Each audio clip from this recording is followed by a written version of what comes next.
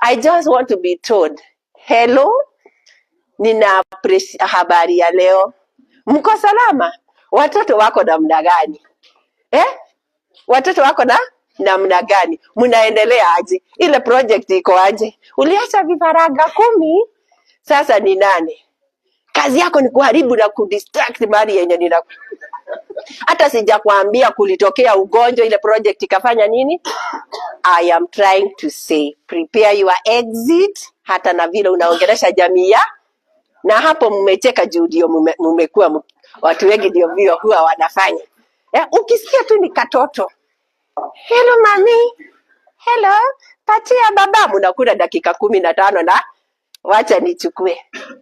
Unataka nini tena? Si tuliongea surely. Surely. Nyinyi sio wale huwa mnafanya hivyo.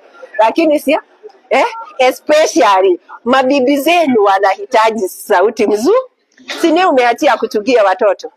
Si ni wewe unajua, wacheni niwaambie, and I'm very sorry, na sio hivyo mahali kwingi hufanyika. Na sisemi through experience.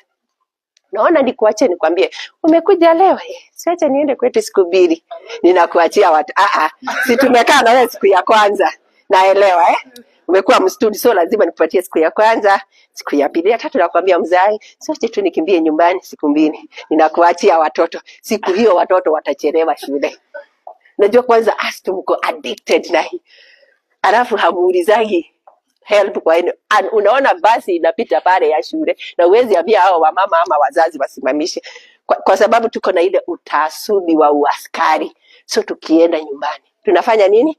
Tunajaribu So I'm trying to say, prepare your exit, kwa sababu ile reception utakuta nyumbani ni vile umekuwa ukifanya nini?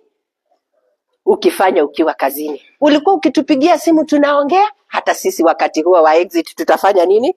Tutakupatia. Ni kweli? Ni kweli? Na sisi huwa hatufunzi watoto ati wamnyamazie baba, lakini vile ulikuwa unanitreat ukiwa huko, wanasoma tu. Wewe unaamini wanasoma? Si wanaona? Haya, mkikuja nyumbani.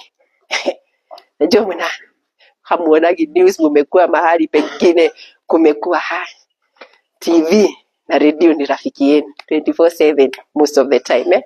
Number 2, simu. You don't give me my time. I'm speaking like a novice. Mimi nitawaambia leo. Hata hawa wengine huwa ninawaambia. Na kwa sababu natangamana sana na uniform, iwe ni ya kijeshi, iwe ni hii, lazima mimi niwaambie. Na niwaambie zile cryos zinatokaga kwa bibi zenu, si ndio? Be giving your family at least enough, if not physically, through communication. Si ndio? Na tumesema prepare your exit. Tumesema plan your financial, have financial plans. Anza kusave leo, hata kama ni 1,000. Baada ya muda kidogo itakuwa imefika kiwango fulani. Invest kwa kabiashara, invest kwa kaplot, invest kwa kitu kingine, si ndio? Haki huyo ananiangalia vizuri. Huyo. Haya. Kwa hivyo nataka kusema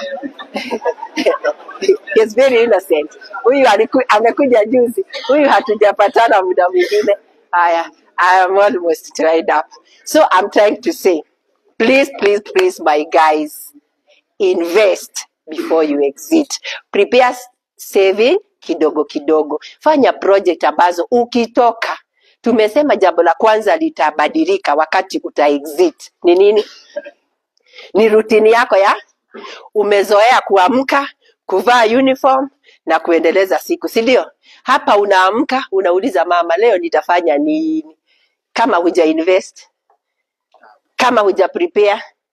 Lakini kama uli invest vizuri, unaamka leo unasema, leo nitaenda kuangalia matatu zangu. Leo nitaenda Welbagon kuangalia shamba zangu. Haya, leo nilifanya kijana wangu PA wangu, naenda kuangalia vile biashara iko, vile ukulima wangu uko. Ndio nasema nini? Prepare your exit, na hautakuta ikiwa mbaya. Jambo lingine na nikuketi ninaketi, mnaficha wenzenu mambo sana. hata sijui huko ulienda na huku Wagwashi ukanunua kaplot, hujaniambia. Nitajulia wapi? Wanaume wanafiche wana siri nimewauliza. Like now, let me listen to my brother here. Baba, unafikiria kuoa tena? Hapana. Yule uko naye si mumekuwa na ups and downs na mumevumiliana, si ndio? Kwa hivyo wewe umeinvest vizuri, si ndio? Young guys, kuwa mnafuata hawa partners. Hawakosangi challenges wanatupitishia katika maisha, lakini itabidi uzoe. Si ulifurahishwa na nywele? Ukikuta sijui kupika accept na unionyeshe. Number 2, study with your families. Umeenda Mandera, mnaenda kwa wakati gani? Ninamalizia, mnaenda kwa wakati gani? 1 year. Naomba usijaribu kuachia boma yako ichungwe na mtu. Usiachie boma yako ichungwe na ati kila siku napigiwa, aliamka asubuhi ameenda.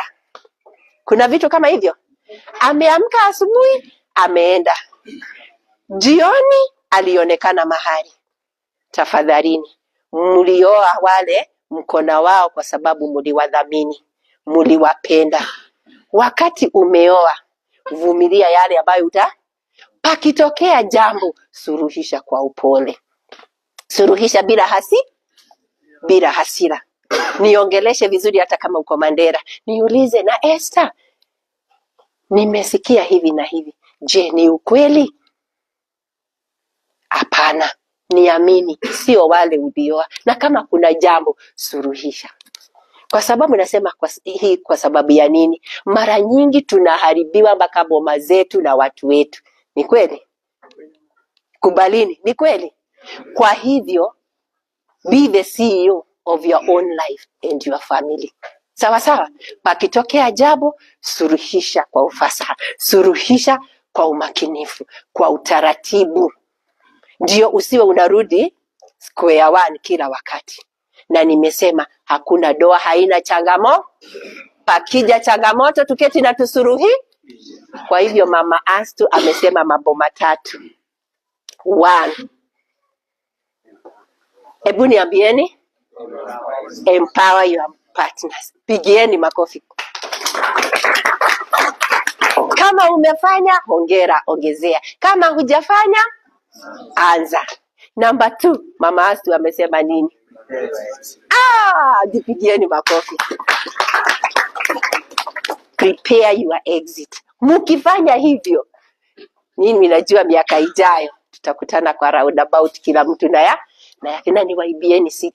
Ukitaka kufaulu, husisha bibi yako. Sisi tuna ile kipawa ya kufanya pesa zenu hivi. Najua pesa zenu zinakuaga hivi. Na hii ndio example ya mwisho.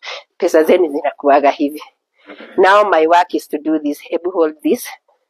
Kazi yangu ni hapana jamani, akikuchukua tena.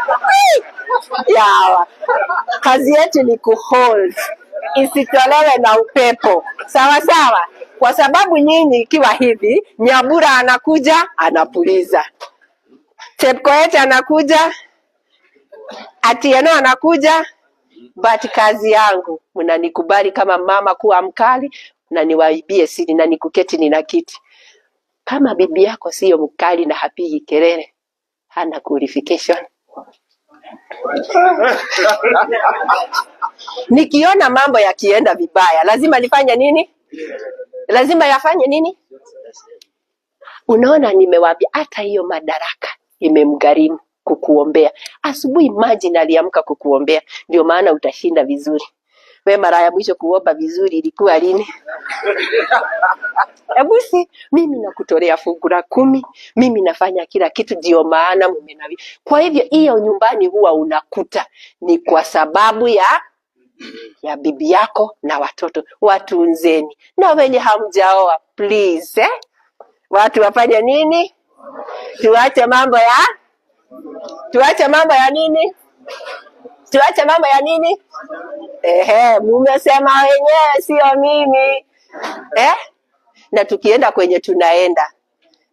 Tusiache mtu akilia kwa sababu kuna kamutu kamekuja alafu na kicheko wala kilio.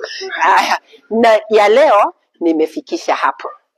Niwaambieni watu wa Astu, nawapenda sana, na wadhamini sana, na waombea kila wakati. Nitawapatia leo ni kwa sababu ya kwa niaba ya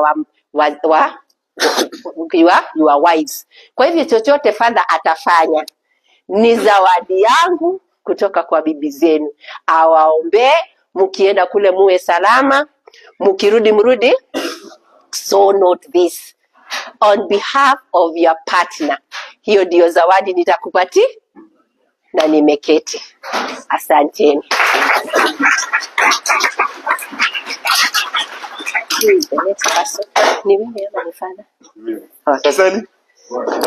Sasa venye Esther ameongea sema ni uongo, kwa sababu bibi atakujenga ama kubomoe kweli. Nani anajua hapa? Nani tushafanya kazi na hapa? Nilikuwa Bravo Company before nikuja hapa headquarter. Kama tushafanya kazi na wewe, inua mkono wa sita wanafanya hivi kama dogi. Hauni mmoja kuja. Kama tushafanya kazi na wewe, kuja. Detail. Jina? Petrol Omosingo. Omosingo, wewe ni detail yangu? Yes. Ala. Asante. Huyu tutaongea sasa. Venye Esther amesema ni ukweli. Mimi nilikuwa kipovu wakati nilikuwa na macho. Sasa bibi yangu ako wapi? Nikafupi atoshana hivi. Ako wapi? Mama John. Mfanye tu hivi. Sasa anamchungaga vizuri kama mimi ni kipovu. Na nashukuru niko na detail yangu hapa. Mimi niliingia Astu 2008. Huyu afande Kababu nilimpata Bravo Company. Commandant tulikuwa naye Bravo Company. Nilikuja nikoita afande. Mimi si mtu jana. But nashukuru. Kuna ujinga moja nilifanya, topics zangu ni mbili. Sitachukua muda wenu sana, nitaziana nikikatkat, zingine mtazifuata kama sasa tuko live on Facebook. Bahati Walemavu pamoja CBU. Hizo zingine zitakuwa kwa YouTube channel, Bawapa CBU. Ukiingia kwa YouTube channel zimejaa hivi. Topics zangu ni mbili, drugs and substances abuse na conflict management and resolution. Drugs. Mimi leo hii singekuwa kipovu kama si utumizi wa mihadarati. Huyu detail yangu tukua course tulitoni vizuri sana, lakini miji tu wakati tulitoka nikarudia ujinga moja. Na nilikuwa nimefanya before niajiriwe. Mimi nilianza banki 1996. Nilikuwa na miaka 10. Nikakuja mwaka 11, 12. 13 pia baba akakataa nitairi. Nikaanza kutembea na vijana nimepotea. Kwa hiyo hata nikienda secondary nikafukuzwa. Bangi ndio imenifanya hivi. Hiyo sikichaji. Na ni kitu iko approved na daktari. As I was speaking sahi, jana ndio nilikuwa chukua blessings from Deputy Inspector General. Baada ya hapa nikiposti kama mko kwa Astu group, nitapost picha zetu na DIG. Afande Masengeri. He's my friend na ni rafiki yetu na ni mtu usikiza. Jana nikichukua baraka zake, sasa niko safari kuelekea India hospitali. Na si safari kidogo. That's why mimi nimeamua nitanyamaza na nitaongea kuhusu drugs. Drug ni nini? Na substance ni nini? Drugs si mbaya. Kwanza tuanze hapo. Drugs si mbaya. Hapa hakuna mtu hajaitumia drugs. Ukienda hospitali, daktari akwambia pinduka tudunge. Ukiuma na kichwa, meza hii. Those are drugs. Si mbaya. Substances pia si mbaya. Substance ni kitu chochote unaweka kwa mwili kando na chakula. Nitakuja kuiongea na katakata sababu ya time. Drugs huwa zinatoa effect aje. Kuna drug utatumia iko affect hapo hapo. Ukimeza mara moja ama painkillers wakati kichwa inauma inatulizaga maumivu hapo hapo. But kuna drugs zingine ambazo ukiweka kwa mwili zinaleta impaired judgments, fake confidence na vitu zingine na inakudanganya. Let me talk of bangi ambayo imenifanya hivi. Bangi tulikuwa tunavuta tukifikiria ati stress tuna manage. Ati bangi unavuta ikupea courage ya kwenda vita. Ujinga. Haiwezi kuaffect hapo hapo, inachukua time. Yangu ilichukua 20 years. kunifanya venye niko. Kama hujui hiyo kitu, those smokable drugs they can lead to cancer, soma na mimi. Mimi nimefanyia upasuaji ubongo 2017. 2021 nimeenda India tena for strategic radio surgery. 2024 nimekuwa India tena gamma knife surgery. Hizo unaingizwa kwa mashini, na hii mashini ya kuosha nguo. Unaingizwa hapo ndani uko umelala. Umetoa nguo uchi kabisa, unaingizwa hapo ndani. Ile kitu tu unasikia tu mashini vum vum vum vum, zikikuchoma, zikidestroy that thing iko ndani yako. Ndio imenifanya hivi, ndio maana nikasema sitaficha. Na hii kitu tuko nayo, tunatumia kweli uongo. Kama unavuta bangi inua mkono, mimi sitaona, wacha kuinua, lakini inua tu. Sababu tuko. Wacha nikwambie, hiyo kitu haitaku affect hapo. Pole matunda itakuja. Pedras ambao walikuwa wanauzia bangi nilikuwa kijana mdogo, 3 tumezika na 2 wanaelekea kaburi. Cancer. Mimi niliponea chupu. Hata majirani walikuwa sema ni Mungu amekataa na mimi. When you smoke any smokable drug, kwa mfano tukule chakula, si lazima uende choo. Hiyo smokable drugs huwa zinakuwa deposited aje kwa mwili. Wakati unavuta sigara ama bangi, inaingia kwa mwili through soft membrane of your body yenye ni moist. Urimi, mdomo yote iko soft, iko na membrane, iko na ngozi na ni moist. Lungs, mapafu iko na hiyo alveoli, ziko na maji. Usidanganye huyu jamaa atakaa hapa avute bangi, wewe ufunge mdomo na masikio na mapua, ati uvuti, inaingia kupitia macho. Inakuwa ikiingia kwa membrane, inaingia kwa damu. Once inaingia kwa damu, the first organ kuaffectiwa ni moyo. First organ ni lungs, sababu hiyo ndio hewa inaenda kwanza. Ya pili ni moyo. Ikiingia kwa damu inaenda kwa moyo, inaanza kuzunguka kwa mwili, but mwisho itakuwa deposited mahali. Kwenye itakuwa deposited, inatafutaga fatty cells of our body, inakuwa deposited hapo. Kwenye kwanza itakuja depositiwe hapa, yote itakuja hapa. Na haitaki tuvute gunia moja, haitaki tuvute misokoto 3, hiyo kidogo tu itaenda mahali itakuwa deposited. Before mimi, Bob Marley sitomjua, jamaa alikuwa futi bora. Nini mtoa duniani? Ni cancer. Na nini sasa mko na simu? Cancer ya kidore. Watu wakaanza kusema ni kudungwa amedungwa, no. Mimi yangu ilikuwa deposited kwa meninges rare. Meninges rare, ubongo, si ndio ubongo? Na hii ni scar. Kuna ile ngozi imeseparate ubongo na meninges. Ilikuwa deposited hapo. Detail. Kuja. Ndio kichwa. Hebu achore venye hiyo kichwa imepasuliwa. Hapa kuna mali hapa nywele hizi hapa nimeguza, si ndio? Yangu ilikuwa deposited hapa ndani kwenye hiyo meninges, hiyo ngozi yenye imeseparate ubongo na scar, na kichwa ikaanza kuuma. By then tulikuwa tumepanga, mimi nilikuwa unit weld hapa. Baada ya kutoka Blavo, kutembea Marsabit, Samburu, Pokot wapi, nilikuja kuchomelea magari hapa. Ile habari iko pale kwa gate, hiyo ni kazi ya mkono yangu. Ile kanisa ya PCA Girigiri hapo, hiyo contract mimi nilikuwa nimepewa. Hiyo mabati ya na msalaba ya Hoyt, yote tunajua wenyewe mabati ilipanda.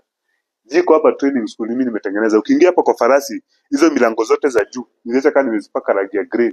Hiyo ni kazi ya mkono yangu. But saa hii siwezi ona. Hata hiyo siku macho ikipotea, nilikuwa hapo lango tu, nilikuwa nachomelea lori iende movement. Baada ya hiyo, kwenye itakuwa deposited, inafanya hiyo cell mutate.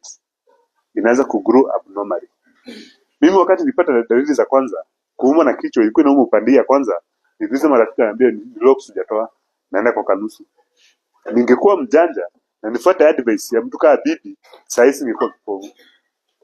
Locks unakunywa, wakati umekunywa pombe ina impair your normal judgment na kupea fake confidence, ina alter the normal functioning of your body na uchungu inaisha.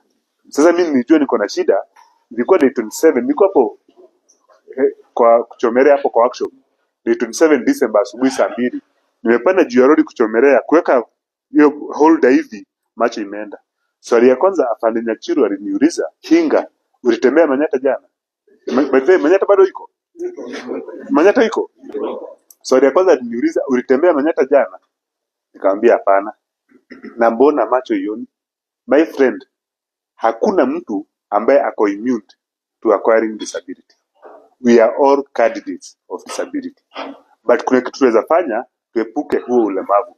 Drugs ni kitu ya kwanza ambayo ukiingia kwa YouTube channel yangu Bawapa CBU utaona watu wengi sana hapo ambao wamepata ulemavu sababu ya kanusu, pombe, ethano. Saizi zinatengenezwa, hata kama unakiingia kwa bar unasema nipe kanusu, hata uangalie chupa ni gani, zinatengenezwa hapo chini. Afadhali tengenezwa mtu mwenye amesoma kuliko mimi nikuje kwa biashara kuja tukuje nikufunze kutengeneza pombe. Unachukua hizi na kikombe moja unaweka hapa, unachukua jug moja ya maji unaweka, unaongeza jug nyingine unakoroga unaweka kwa chupa. Avoid those things. Na hakuna pombe, hakuna mahali pombe haiko. Mimi sipingi pombe, kwanza tuelewane. Pombe ni kitu mzuri sana. Yesu alikuwa na miaka 12, yeye mwenyewe ndiye alitengeneza ya kwanza. Na wazee wakati walikunywa wakasema hii si kama ya mbeleni. Pombe si mbaya, serikali yenyewe inaani pesa through Kenya Breweries. Tuchague ile kitu tunaweka kwa mwili. Let me come to conflict management and resolution. Mandela kwenye mnaenda, mjue mnaenda na mtadu. Mimi hivi situ nimezunguka. Lochakura by the detail. Lochakura bado iko. Lakini sasa nasikia Lochakura ni holiday camp. Nilikuwa Lochakura wakati ilikuwa inawaka moto. Kainuku tumekuwa, Marel tumekuwa, Marsabit tumekuwa, tulikuwa tunakunywa chang'aa kwa mama ardhi. Bado nakuaga. Bado mama ardhi yako. Waliacha. Hiyo nitawaambia baadaye. Nitawaambia mambo ya Fatuma bibi akitoka, sawa? Sasa conflict kwenye mnaenda, kwanza weka kwa mawazo utaenda na urudi. Lakini matendo yako ndio yataamua kama utaenda na urudi. Kwenye mnaenda mtapata jamii, mtapata watoto, watu wazima, walemavu na watu wengine wenye wako armed. Wote wako hiyo ground na wamezoea conflict, wamezoea vita, na wote ni watu wenye wanaishi na uoga. Na kila mtu ako na tamaa zake. Matendo yako ndio itaamua venye utakaa pale. I'm talking of conflict management and resolution. Huo mzozano, kutoelewana, huwa inaletwa na kitu kidogo sana. Ya kwanza ni kutoelewana, lack of understanding. Utapata pale mtu mwenye haelewi, wewe tu ndio unaelewa. Matendo yako ndio itafanya mtu aelewe. Conflict pale mingi inakuja sababu ya misunderstanding, hatu haelewani, si ndio? Kuzozania sababu ya mali, hizo national resources and other resources, maji ya kurisha, mfugo, ni kitu ambacho inaweza sababisha conflicts kwa hizo area. Kazi yako ya kwanza si kwenda kuangamiza hizo vitu, ni kuchunga maisha na mali, si ndio? Conflict itakuja on the way. Hao watu ambao utapata, kumbuka ya kwamba bado uko na chance ya kuwa protect. Kwanza I congratulate you kwa kuwa mnafanya kazi yasu, si ndio? Kitu kingine ya kwanza, wakati wa conflict, jua chanzo cha conflict ni nini. Before ingia ndani, tumia akili zako, jua nini inasababisha hii conflict ikue. Ukishajua nini inasababisha conflict ikue, njia yako ya kuingia itakuwa rahisi. Communication is the power ambayo itakufanya ile conflict umalize. Kuna venye unaweza ongea na mtu hapo umalize mzozano, na kuna venye unaweza ongea na mtu uongeze huo mzozano ama uwashe mzozano mwingine. Venye utacommunicate matters a lot. Wale watu wenye tunaenda kupata pale ni watu ambao wanaishi kwa njia zingine, mila zao tofauti, si ndio? Utapata ya kwamba kama hujui Kisomali, itabidi saa hii ujifunze. Kuna Msomali hapa, kuna Mborana, kuna Mgabra, na gani badada Makankenu SDM. Lazima utajifunza ile lugha ya pale. Kwanza ukujua ku address hao wazee si ujinga na si kudharauriwa. Kujua ku address hiyo jamii si ujinga, na kitu kizuri. Venye uta interact vizuri na hiyo jamii ndio itazuia conflict kuwa kubwa ama kuwa kidogo.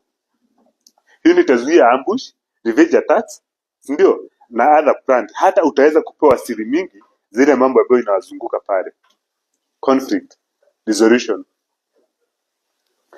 Wakati umeshajua nini,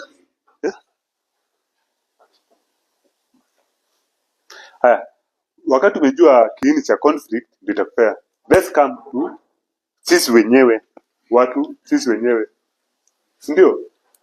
conflict si lazima uipate huko nje, hata kwetu sisi wenyewe, si ndio? Ukiona mwenzako amegeuka, mnajuana, si ndio? Unajua tabia zake, unajua mtu kuongea, mtu kunyamaza, huyu nini, si ndio? Kwa wa kwanza kujua chanzo cha hii ni nini. Nitataja askari wawili ambao walikuwa marafiki zangu. Wa kwanza ni Martin Wawero, mwenye alipiga risasi hapa riding. Wawero was my best friend. Hata akijiua aliniambia, it was Thursday. Akaniambia, Steve, mimi nimechoka na maisha. Lakini nikiangalia Wawero alikuwa tisa anataka kutumia bunduki. Nikamwambia Wawero, tunasema nini? Mimi nataka kujiua. Lakini kusikiza background nikasikia kwa baa. Nikamwambia acha ujinga, toka kwa Bokara. Kufika Saturday napigwa simu naambiwa, unajua Wawero alipiga risasi. Ukiona mwenzako, be your brothers keeper. Ujue mkuu wa United team utaenda mbali. Lakini mkitengana itakuwa ni mwisho wako. Legacy ni kitu kizuri sana. Jiulize wakati unaenda pale, ukitoka utaacha nini? Ile jamii itakuchukua kama nini? Mimi kuna kambi huwa natamani kwenda. Sababu nikienda kwanza nitakula, nitakunywa na nitalala. Jiulize wakati utakuwa unatoka, utaacha legacy pale, utaacha jina mzuri, community watakuchukuaje? Huyu jamaa alikuja kutusaidia ama kututesa? Jiulize wakati unaenda utatoka. Wakati utatoka, ile kitu imekupeleka pale, utakuwa umeiso ama utakuwa umeifanya ikuwe kubwa, si ndio? Nikimaliza, hakuna kitu chenye kina sababu. Wewe kutumwa pale si kifo, si ndio? Kutumwa pale ujue tena na huru. Kama mimi singetembea sasa hivi ingekuwa hivi. Tunakaa na majamaa hivi, mtu apiga story za Kainuku na mwambia nilikuwa nakula Radiance. Anatoka na mimi anaongeza Mario na mwambia Masabit. Naambia Kasuku tulikuwa tunapandia hapo yeye basi tukiendaga, si ndio? Take advantage ya hiyo wakati. Ni kweli. Mtaenda na mtarudi. Mungu abariki Astu, Mungu abariki Kenya. Kubali ya kwamba Mungu kuna swali. Maoni? Mungu abariki.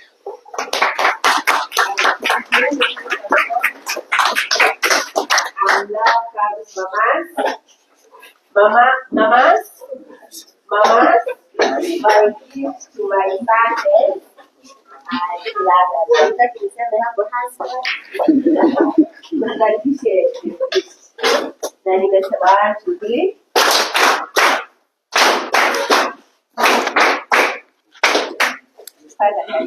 Asante. Ya akina mama.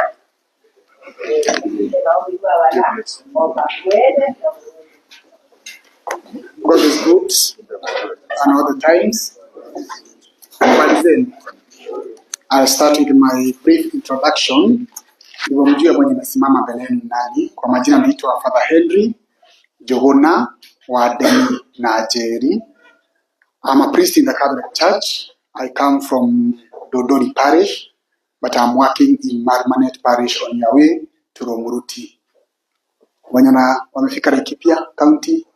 Good. So on your way to Romuruti kuna mahali kunaitwa Jeffi, hapo ndipo nafanyia kazi.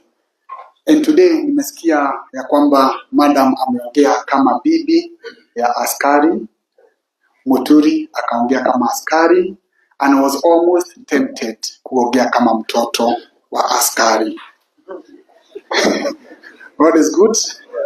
Because I'm mwenye nimesimama hapa pia ni mtoto wa askari.